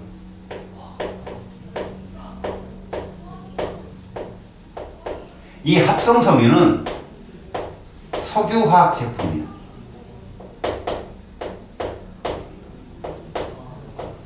그러니까 석유에 안에서 나오는 거야. 단위체로. 그걸 통해서 중화 반응을 통해서 고분자를 만들어낸 거거든. 자, 천연섬유는 무엇이 문제였냐? 이거 하기가 어려웠다. 그래서 의류가 신분의 격차를 나타내는 징표가 된 거지. 아주 천한 사람도 옷도 못 입고 헐벗었다고. 그리고 니네들 보면 얘들 튼튼해 아니면 좀 약해. 옷이 약했단 말이야. 그래서 우리가 흥분의 집 애들 옷 보면 맨날 옷이 어때 뭐 이런 데를 빼면 기워 입잖아. 맨날 약하니까. 그리고 영화에 보면 막 그 요즘엔 양반들 옷에 막 문양 들어간 거 있죠. 이렇게 막 이쁘잖아요. 되게. 그런 건요 대갓집 자재도 못 입었어요. 옷에 문양을 새기는 건 임금만 할 수 있는 거였어요. 이제 그 퓨전 사극이 니들 좀 다 버려놓은 거야. 문양을 새긴다는 건 꿈도 못 꿀 때. 그때 막 용포라고 하죠. 임금이 입는 거. 금으로 막 문양 새기고 호랑이 새기고 막 이러잖아요. 그런 건 누구만 가능했다? 임금만 가능했어요. 왕만. 관에. 그러니까 진짜 막 분홍색 옷에 막 비단에 이쁜 문양이 들어갔다. 그건 임금이 어디 뭐 이렇게 사찰하고 그럴 때 입는 옷이에요. 그 일반 평민이 함부로 못 입, 아니 양반들도 못 입었어요. 그냥 비단 옷. 알겠어요? 염색해서. 그게 되게 오래 걸렸어요. 그러면 천연소묘가 어떤 것들이 천연소묘냐? 예를 들어서 이제 우리가 비단이라고 부르는 견, 그 다음에 삼배로 만드는 마, 그 다음에 목화로 만드는 면, 이런 것들을 천연소묘라 해요. 알겠어요? 이런 것들은 재배도 오래 걸리죠. 그거를 처음으로 짜는데도 오래 걸리죠. 염색하는데도 오래 걸려요. 하지만 합성소묘는 아니라는 거죠. 내구성 너무 좋다. 알았습니까? 대신 이런 건 장점, 단점 중에 될 수 있는데 천연소묘가 맞는 곳이 아직도 있죠. 흡습성이 좋아서 속옷에 많이 쓰입니다. 요즘엔 이걸 적정하게 섞어서 써요, 여러분들. 알았어? 얘는 흡성 어이 없다고 보면 돼요. 알았죠? 그래서 의료 문제 해결에 대표적 물질 두 가지를 외워놓으세요. 첫 번째가 누구냐? 나일론입니다. 나일론은 발견 과학자가 여기서 캐로더스예요. 나일론은 캐로더스라는 과학자가 만들어낸 겁니다. 기억하라. 그래서 얘는 타이틀로 요런 타이틀 최초 합성소묘. 요거 외우세요. 최초의 합성소묘다. 알겠습니까? 매우 질기고 이런 거 이걸로 끝내라고요. 그냥 얘로 뭐가 있느냐? 스타킹, 그 다음에 밧줄,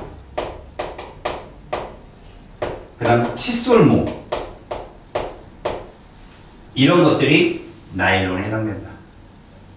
아시겠습니까? 오케이? 매우 질깁니다. 스타킹 안에다 볼륨으로도 안 찢어져요, 애들은. 알겠지? 나일론 두 번째입니다. 여기까지는 알아두세요. 폴리에스터. 폴리에스터가 뭐냐면, 사실 폴리에스테르라고 부르거든요. 폴리에스테르. 폴리에스터가 뭐냐면, 가장 널리 이용되는 합성소묘, 요 정도로. 그래서 어디에 많이 이용합니까? 라고 하면 와이셔츠요, 양복이요. 니네 교복이 다 이거예요. 교복이. 니네 교복 반팔 긴팔 잘 보세요. 샀을 때 여기 다림질 줄이 있죠. 앞만 빨아도 이거 줄이 어때요? 그대로 유지돼요. 구겨지지 않는다. 그 여름철에 막 땀 흘리고 운동을 하면 이때 다 쓸리죠. 흡수성 없어요. 비 맞죠? 조금 있으면 다 말라요. 알겠습니까? 그런 특징만 알고 있으면 된다. 폴리 아크릴로 니트를 거기에 나와 있을 겁니다. 교과서엔 안 나와요. 뭐 니트 만드는 재료이고, 그 다음에 소방관아저씨가 입는 옷이고, 뭐 이런 것들은 특수 물질이기 때문에 나중에 몰라서 틀렸다 그럼 파란색으로 써놓으십시오. 니트다. 알겠습니까? 자, 그 다음에 합성 염료가 있죠.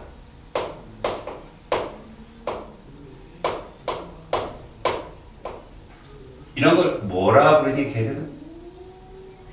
거기 뭐라고 써있어요? 모주라고 써있어요? 모브라고 써있죠. 모브참. 모주. 이 모브는 말라리아 치료제.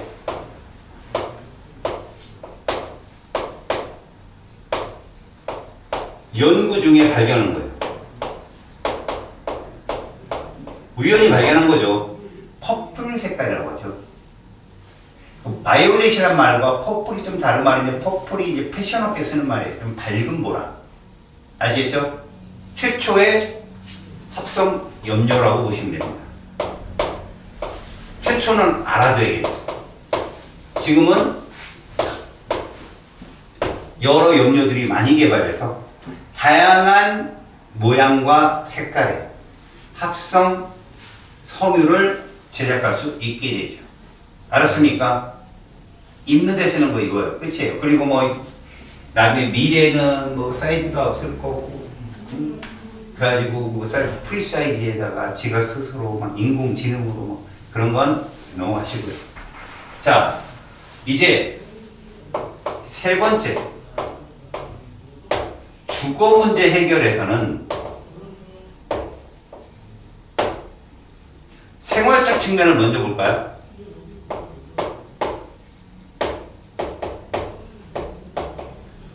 여기서는 화석연료의 사용이 있어요.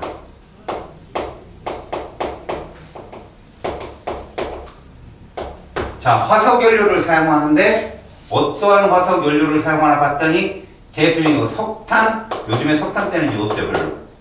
그런데 요거 있죠, LNG. 이게 리퀴드, 액화, 천연가스를 말해요. 메테인 가스가 메탄이라고 부르는 놈이죠. 걔가 주 원료고죠. 그 다음에 LPG 있죠. P가 페트롤리움이라는 뜻이에요. 액화 석유가스.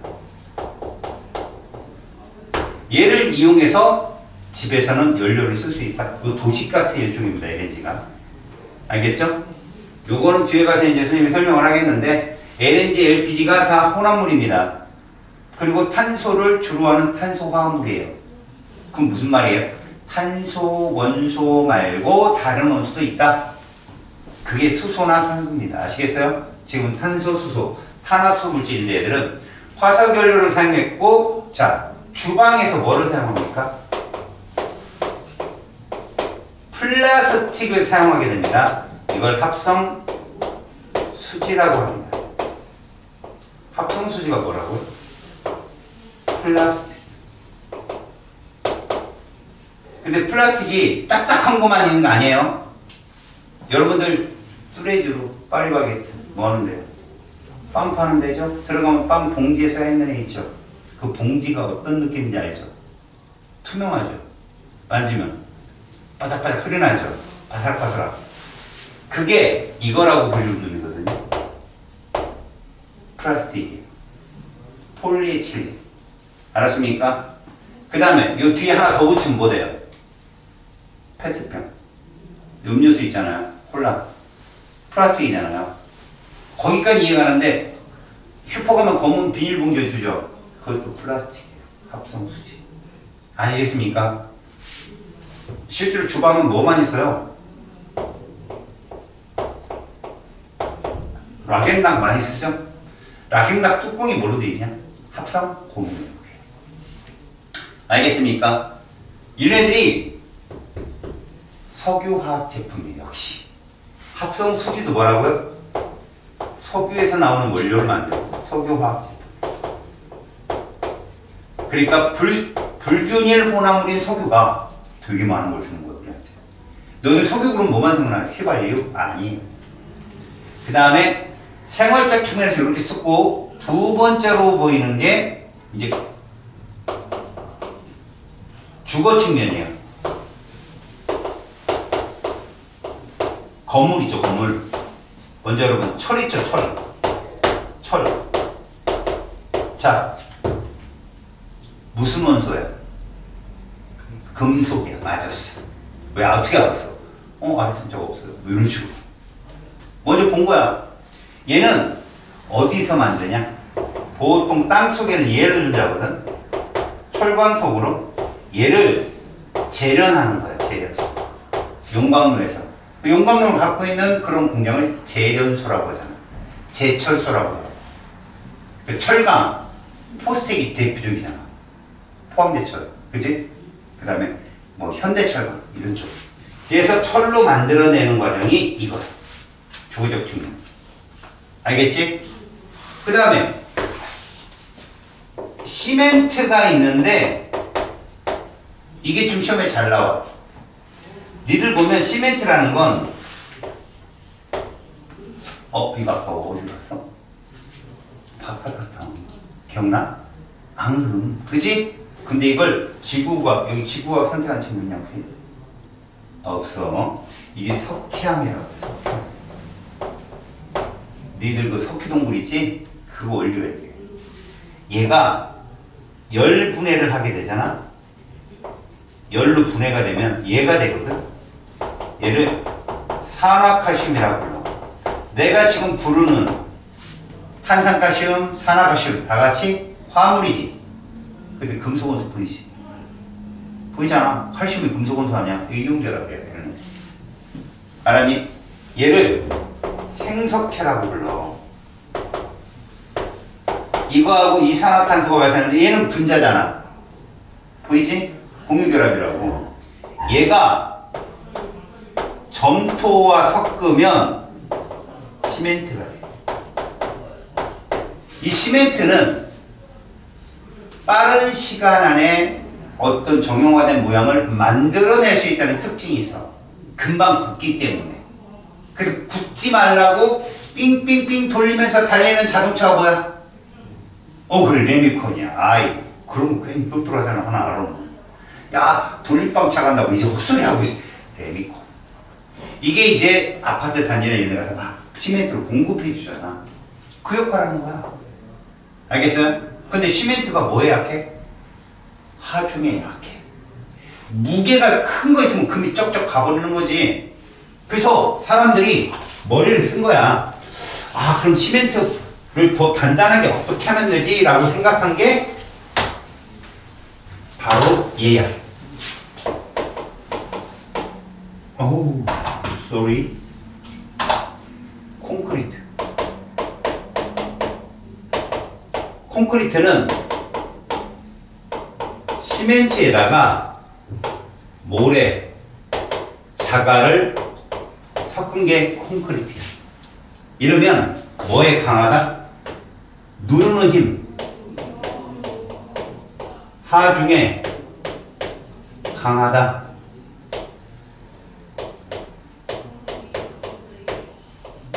그러니까 좀 더 높은 건물을 세울 수 있다는 거지. 그 단점이 뭔지 아냐? 흔들림이 약해. 흔들리면 부서져 내려, 퍽퍽. 그래서 사람들이 생활의 지혜로 철근을 넣은 거지. 이건 우리 초가집에 우리가 보통 차력으로 이렇게 벽을 만들잖아. 이게 2, 3년 지나잖아. 펄 뻥쳐면 뻑뻑 부서져 나가요. 그 선조들이 어떻게 하는 줄 알아? 그걸 만들 때 집단을 넣는 거야. 그럼 걔들이 막아주는, 잡아주는 역할을 해주잖아. 그래서 철근 콘크리트는 좌우 흔들림에 강한 거지. 그러면 아파트 높이를 더 높게 지을 수 있는 거야. 보통 그 63빌딩 걔들이 좌우로 1.5m씩 흔들린대잖아. 그런 거에 강하니까. 자, 그 다음 거는 정말 별거 아닌데,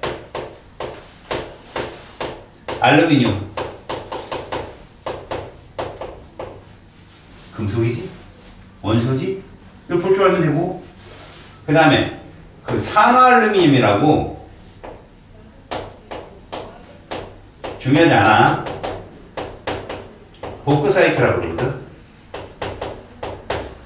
얘를 빙정석을 넣고 이제 촉매 역할을 하는 거야. 분해를 하면 알루미늄이 나와. 이 재련 과정이에요. 사실은 이게 전기분해거든, 전기분해. 근데 얘가 산화알루미늄이, 생각해봐. 내가 이렇게 써볼게. 무슨 결합? 금속이 들어가고 화합물이니까 이온결합이야. 얘가 한 2,900에서 3,000 정도 돼. 녹는 점이. 알루미늄이 지구상에서 지각에 제일 많은 금속이거든? 근데 지금에서야 쓰게 됐어. 이 후크란 과학자가 발견한 이 알루미늄 계량법에 의해서.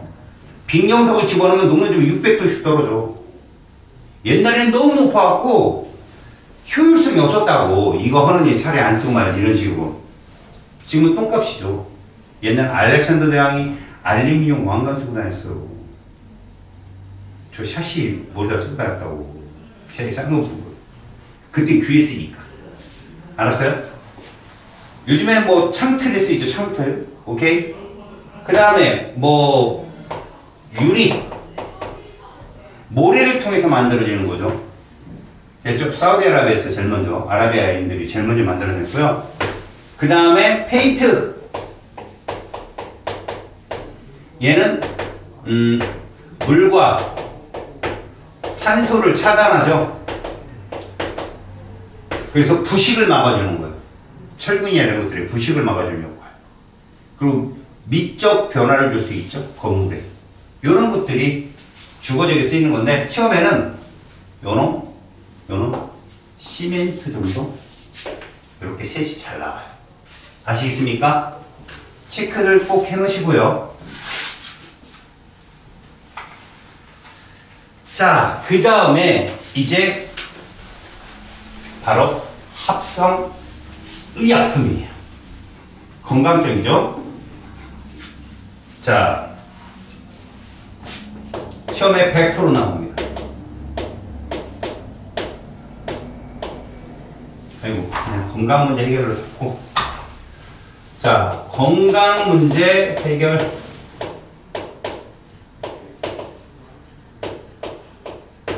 그거에 합성의약품이 존재하는데 첫 번째가 얘가 존재하거든요. 아스피린. 호프만이라는 과학자가 발견했고, 지금도 이것만 만드는 바이엘 아스피린, 독일 거죠. 바이에르 미네. 알려진 애들. 바이엘 레버쿠젠 이쪽 있잖아. 그 회사가 전 세계 5위 기업이에요. 얘는 해열 진통제예요. 얘랑 막상막하 누구 있어? 타이레놀. 근데 아스피린은 너무 산이 강해. 위협이 있는 사람들한테는 좀 거부감이 있을 정도로.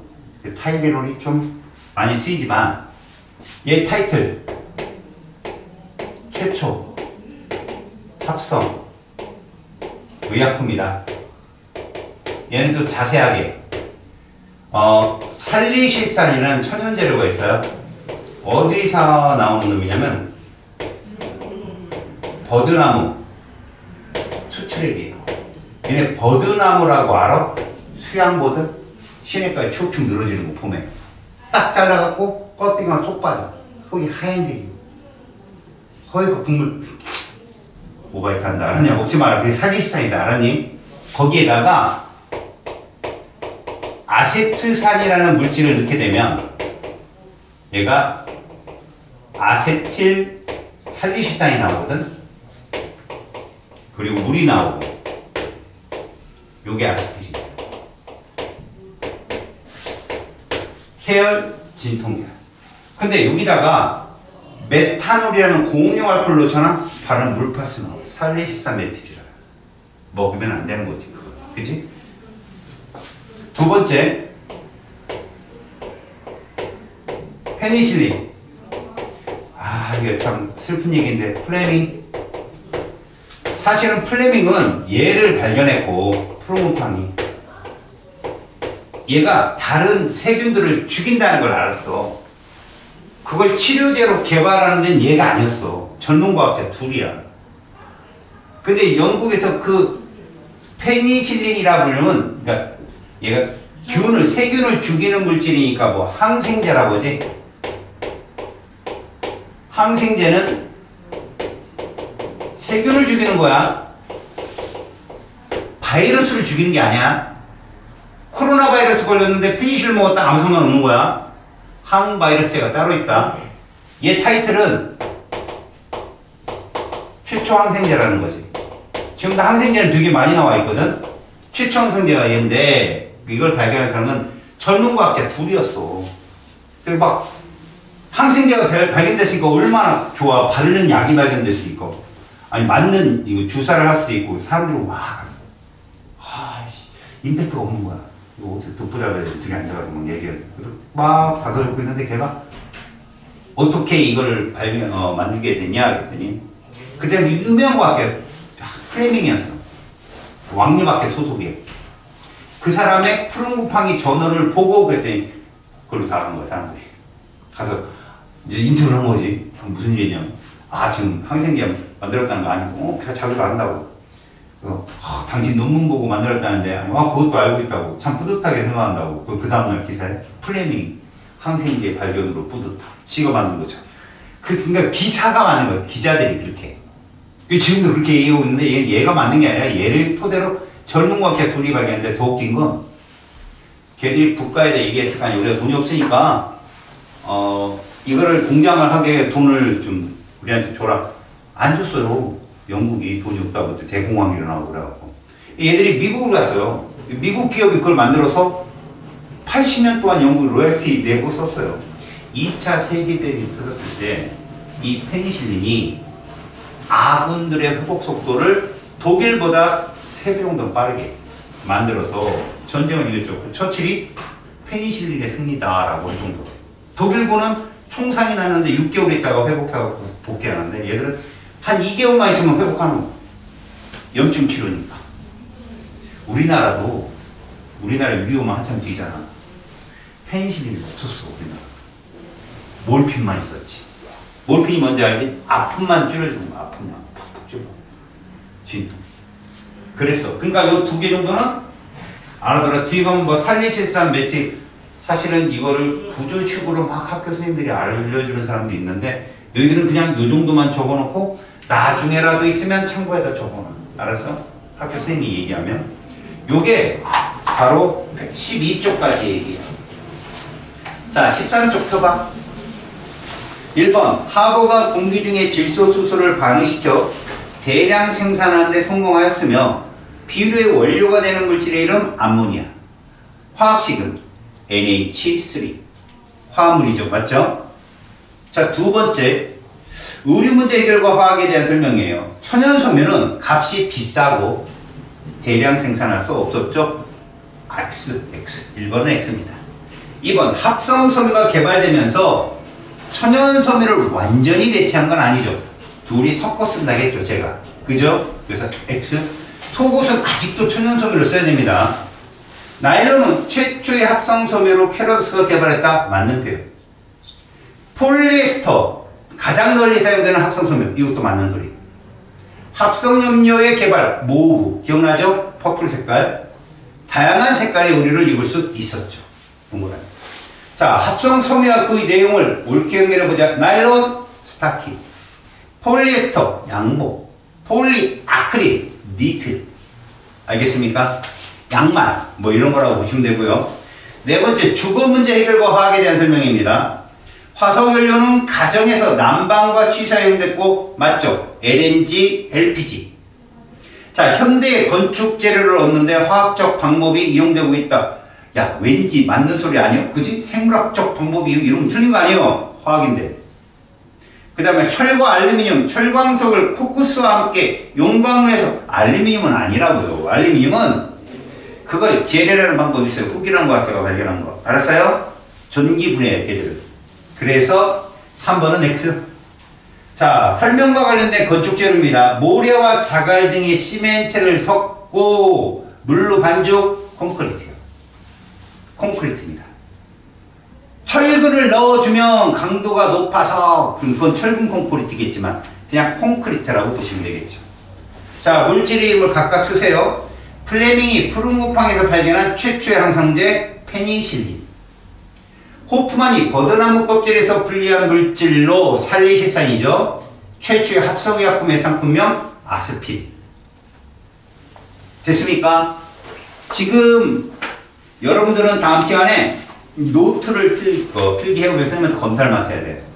제대로 했는지. 자, 오른쪽 페이지만 쓰시고 그 다음 왼쪽에는 참고로 옮겨 적으시고. 알았지요? 그래서 노트 필기를 해보면 한 3주는 내가 계속 볼 거예요. 그 다음부터 여러분들이 쓰면 됩니다. 그 인덱스지까지 이렇게 붙여서 가져오시면 됩니다. 아시겠죠? 오케이. 다음 시간에 14쪽을 하게 될 겁니다. 숙제는 없고요. 노트 필기해보세요. 다음 시간에. 첫 시간이니까 이쁘게. 야, 한 장 딱 넘기고 그 다음 넘겨서부터 시작해. 첫 장부터 쓰지 말고. 알았지?